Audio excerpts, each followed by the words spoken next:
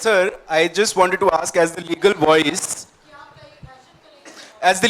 sir, what are the next steps that the party is going to take on the charge sheet? Are you going to go for quashing of the charge sheet, or what are the next steps that the party plans? you know, there are four facets to this whole thing. There is a political angle outside Parliament. There is a political angle inside Parliament. There is a legal angle, and there is also media perspective, because this is all being done to create an ambience everywhere, because people don't understand these facts. All four will be properly projected by this party. I'm not at liberty to tell you our legal strategy, obviously, but let me assure you that there is a complete, organized, coordinated thinking on all four perspectives. And the first perspective starts with you, because the best way to spread misinformation is to plant these stories in the media. So it's important for you to clarify the basic facts of this case. Singhvi जी एक चीज और clear कर दीजिए. A press conference in which they are saying that the Congress as a political party cannot give funds to a private body. So how would you respond to that charge, sir? Do you know for how many decades the Congress has been giving funds by way of supporting a economically disadvantaged AJL? The BJP was not even on the political landscape when AJL started functioning. Sometime in 1950, sometime in 60, sometime in 70, somebody gave 5 lakhs, somebody gave 10 lakhs, 20 lakhs, because we could not allow AJL to fall down. Did the BJP ever, in any avatar, raise an objection that accumulation over almost 50 years was 90 crores? That is why AJL was doddering under a debt from whom? From a commercial company, from its own Congress party. So where is the criminal intent? And is it a crime for the Congress party, who has started this with a certain set of ideals in the independence movement, to support an economically struggling entity which it wants to succeed? In fact, it wanted to rejuvenate by the transfer of this debt to Young India. Does the BJP not do it every day for all its sister organizations called Panchajanya and Organizer and all this? Do they function on free air? AJL was very much part of the Congress party. It was very much part of the freedom movement. It was started by the Congress party. It was started by a Congress leader. It had congressmen as its members. So you cannot divorce the AJL from the Indian National Congress. हाँ विजय Lakshmi ji.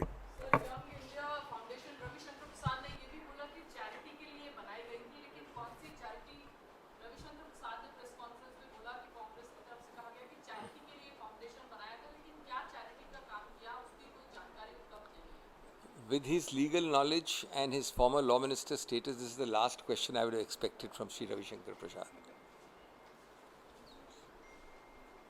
Does he answer? अच्छा, तो मैं दोनों बोल दूँ, दोनों में, हाँ. Does he? I'll just be very brief. I'll speak in both. This is the last question I would expect from a former law minister and an eminent lawyer. He should know that it is not the activity of a company which matters. It is a legal bar under the Companies Act on a Section 8 company, which is not a normal company, which is a very unique company, which 90% of Indian population does not form, because it has very serious restrictions on its activity by the statute.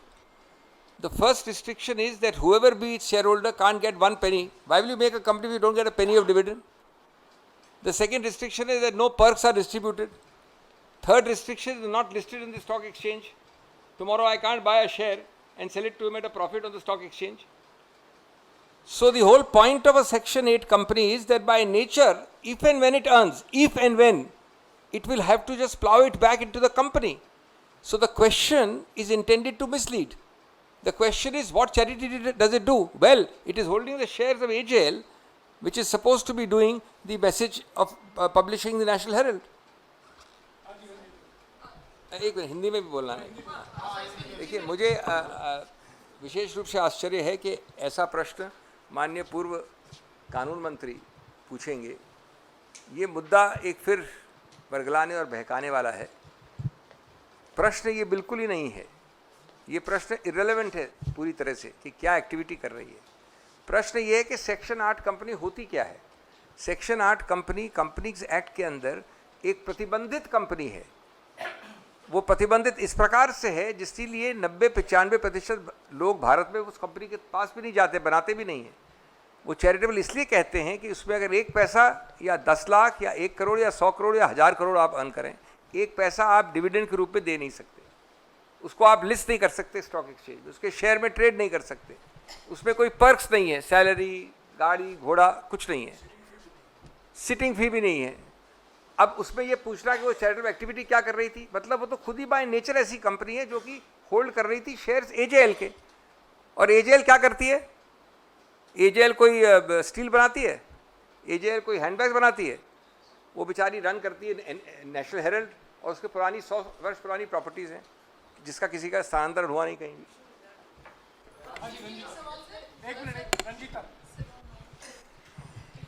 Sir, जैसे इस मुद्दे का आप लोगों ने कहा कि एक राजनीतिक पहलू है और एक कानूनी पहलू है, और दोनों ही पहलू को आप लोगों ने समझाया। मीडिया भी है तीसरा पहलू।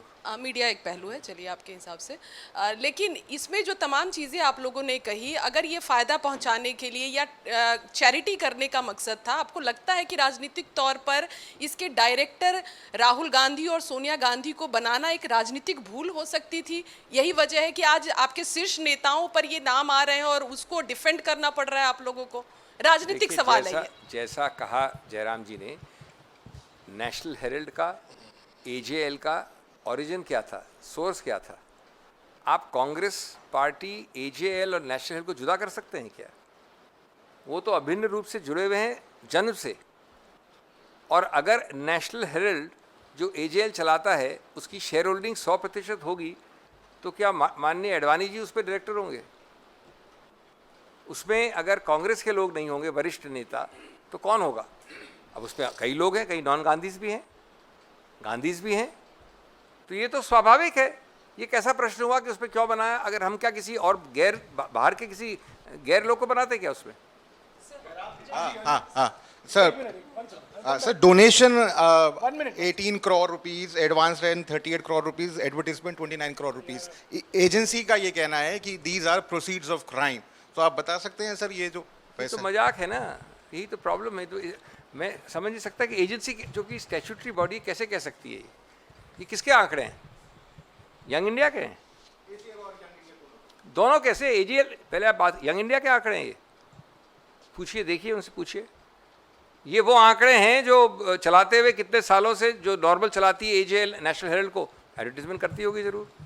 अगर नेशनल हेरल्ड चलता है तो एडवर्टीजमेंट आएगा भी उसमें। ये यंग इंडिया कहाँ से आ गया? यंग इंडिया शेयर होल्डर है। मैंने आपको 1955 का एक जजमेंट दिया, बच्चा गजदर, जिसमें कि जो संपत्ति एजेएल की है, अगर एजेएल चलाएगी नेशनल हेरल्ड को उसको एडवर्टीजमेंट आएगा। अगर एजेएल कुछ अपनी प्रॉपर्टी बेचेगी जो कि पिछले 100 साल से बेच सकती है वो, तो कुछ रुपया आएगा। वो रुपया सीधा यंग इंडिया को थोड़ी जाता है। ये किसने बोल दिया आपको? जो भी आंकड़े आप देख रहे हैं, मैं आपका लेख नहीं पढ़ पा रहा हूँ क्या पढ़ रहे हैं आप, लेकिन कभी हो ही नहीं सकता कि इसमें लिखा हो कि यंग इंडिया को मिलाइए। बिल्कुल गलत है कहना कि यंग इंडिया आमदनी हो रही है।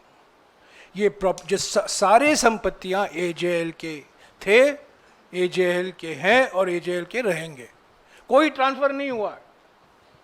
तो ये बार बार ये कहना कि क्राइम प्रोसीड है, क्राइम प्रोसीड है, ये बिल्कुल गलत है। इसका मैं और कांग्रेस पार्टी पूरा खंडन करना चाहती है स्पष्ट तरीके से। संपत्तियां एजेएल के थे और एजेएल के हैं, कोई आमदनी नहीं हो रही है उन संपत्ति से जो यंग इंडिया के खाते में जा रहा है। ये बिल्कुल गलत है।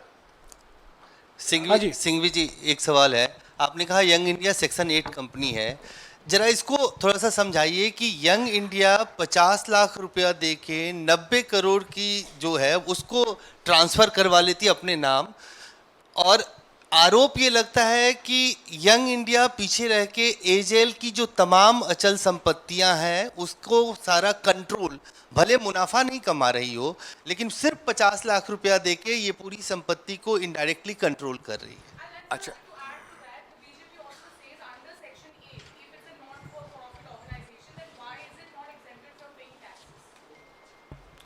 देखिए, टैक्स का मुद्दा अलग है, वो तो सेक्शन। पहली बात तो ये है, इसमें दो बहुत फंडामेंटल त्रुटियां हैं। जानबूझकर कांग्रेस पार्टी यंग इंडिया और एजेएल को एकदम दूर दराज की स्ट्रेंजर्स की तरह ट्रीट किया जा रहा है। आप जानते हैं, मैं एक उदाहरण देना चाहता हूँ। आईबीसी में जिसको हेयरकट कहते हैं, असाइनमेंट अलाउ होता है। जहाँ ऋण होता है 100 करोड़ का, असाइनमेंट होता है 10% में, 20% पे। वो तो बाहर के स्ट्रेंजर को हो जाता है, अलाउड है कानून में। यानी मेरा जो ऋण है, मैं 1 करोड़ की जगह 10 लाख में इनको ट्रांसफ़र कर, 10 लाख देंगी मेरे को, इस ऋण की हकदार ये हो जाएंगी। फिर ये इनको सू करेंगी, जितना मिलेगा इनको जाएगा। 10%, 90% हेयरकट हो जाता है। इसमें तो बाहर का स्ट्रेंजर कोई था ही नहीं। एजेएल इतने दिनों से जुड़ी हुई थी कांग्रेस पार्टी से। अब कांग्रेस पार्टी एक राजनीतिक पार्टी, अगर उसको डेट फ्री करना है एजेएल को, तो उसको कॉर्पोरेटाइज करके उसने ट्रांसफ़र किया 50 लाख पे। ट्रांसफ़र और assignment of debt is a known phenomenon in law. How is it illegal? There are 1 million cases we do every day where a debt is transferred and assigned to strangers at a haircut of 90%. Here there is no assignment to a stranger. There is an assignment to another organ which has got the Shirshastra Netritva of the Congress sitting on it. Second error in this is the same Bacha Gazzar error. Just because the 95% shareholder of AJL is Young India, therefore Young India is the owner of every property. ये बड़ा पढ़िए, ये बड़ा boring लगता है, ये कानूनी लगता है, ये तकनीकी लगता है। उठाइए जजमेंट। उन्होंने कहा कि अगर 100% भी कंपनी का ओन करता है तो उस कंपनी के जो टेबल, कुर्सियां और जो जवाहरात हैं वो उस होल्डिंग कंपनी के नहीं होते हैं। मालिकाना हक 0 होता है।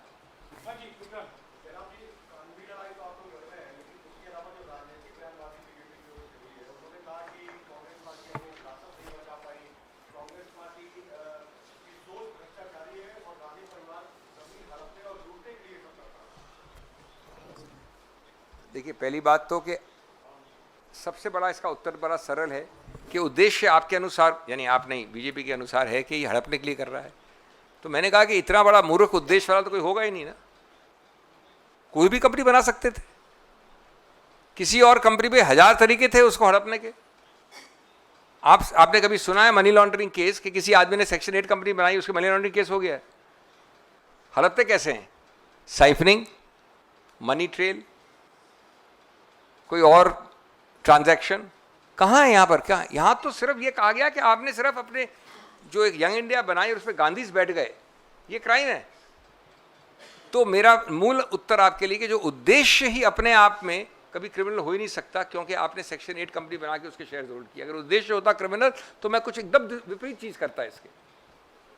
मैं एक बात और कहूँगा कि यंग इंडिया जब बना, काफ़ी बातचीत के बाद बना, सलाह ली गई विशेषज्ञों से, वकीलों से, जो कंपनी लॉ जानते थे उनसे।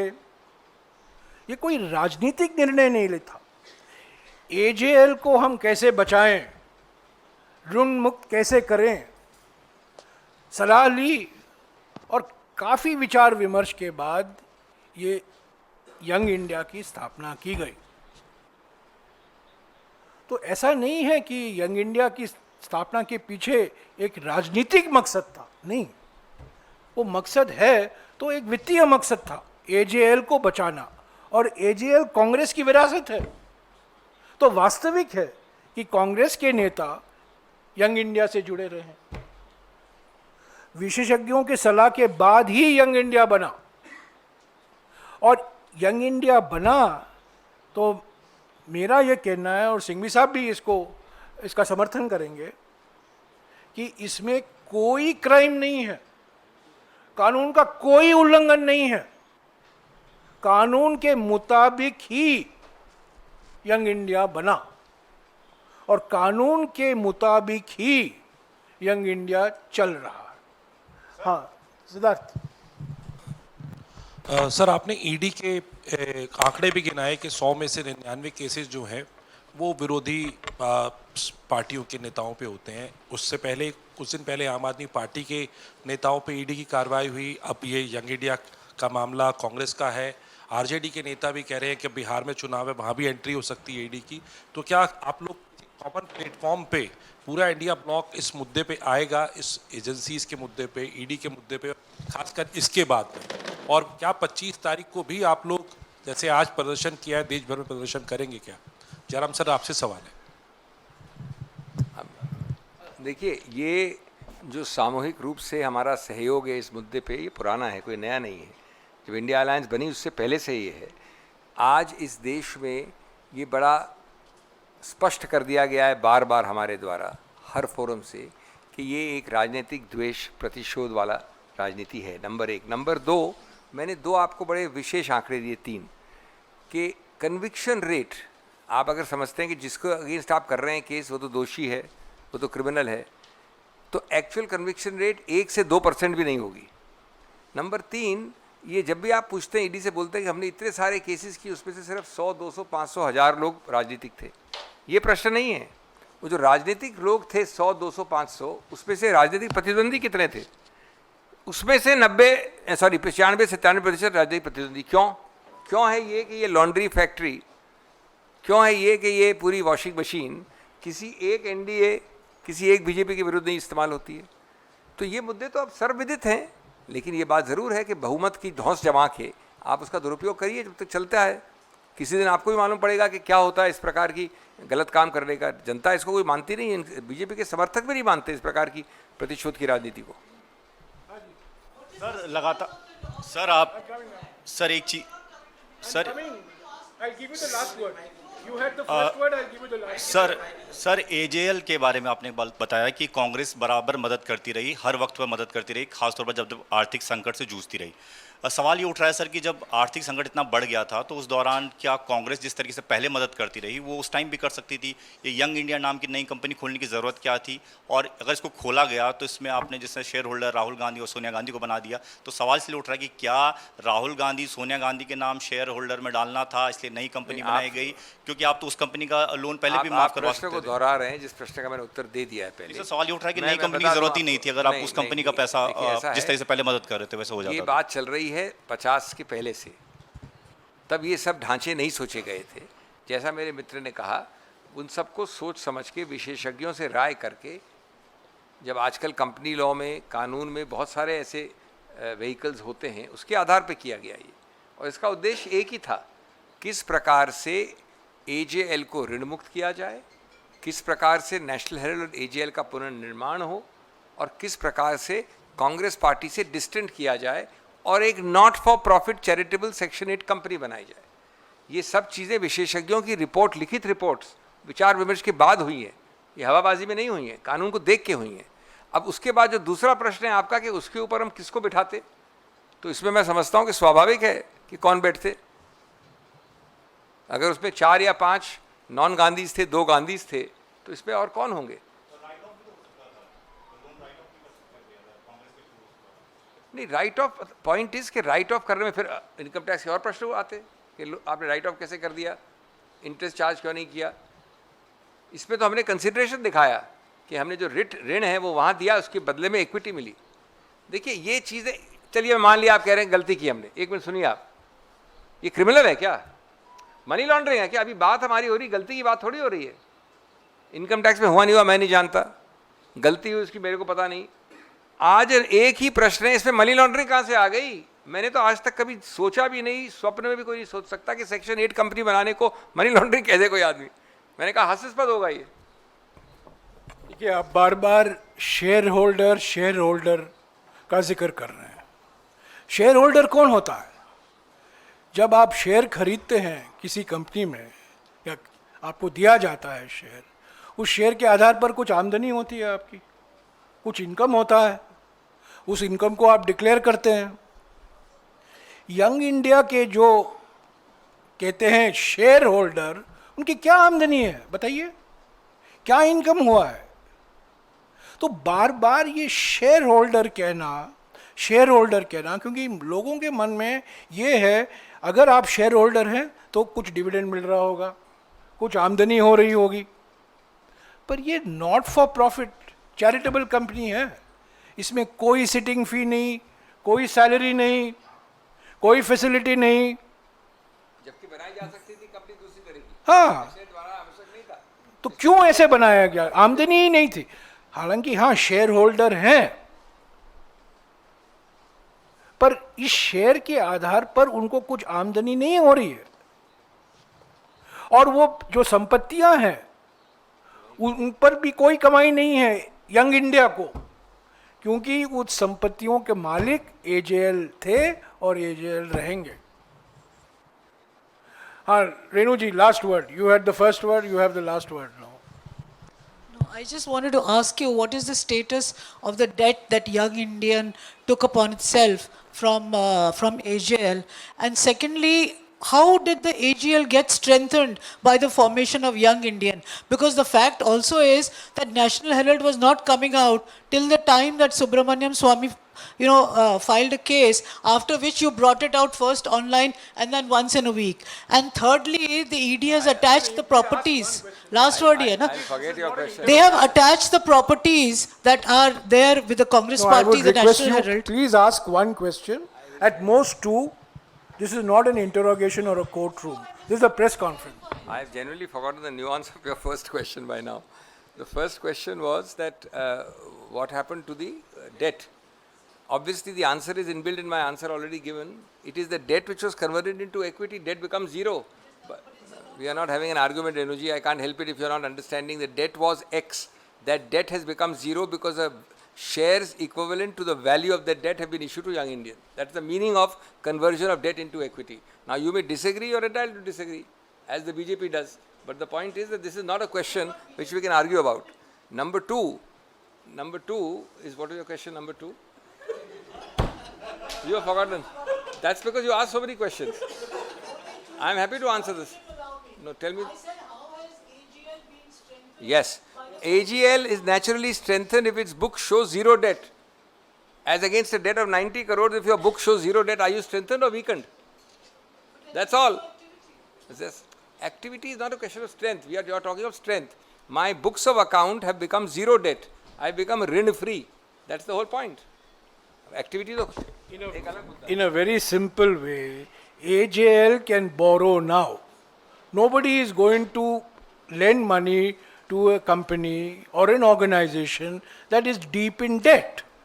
There was a 90 crore rupee debt of AJL that has been cleaned up. So it can now in a position to raise more money to strengthen itself. That's a very simple way of answering your sort of, golmol ka question. Okay. Thank you very much.